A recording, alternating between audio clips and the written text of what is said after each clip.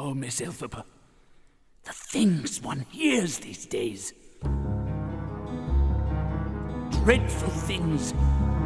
I've heard of an Oxford professor from Quarks no longer permitted to teach, who has lost all powers of speech. And an owl in Munchkin Rock, a vicar with a thriving flock forbidden to preach.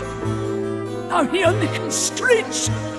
Only rumors, but still enough to give pause to anyone with pause. Something bad is happening in Oz. Something bad happening in Oz. Under the surface, behind the scenes, something bad. Sorry, bad. Dr. Dillerman, if something bad is happening to the animals, someone's got to tell the wizard. That's why we have a wizard. So nothing bad. I hope you're right. Nothing all that bad. Nothing truly bad. Sorry. Bad.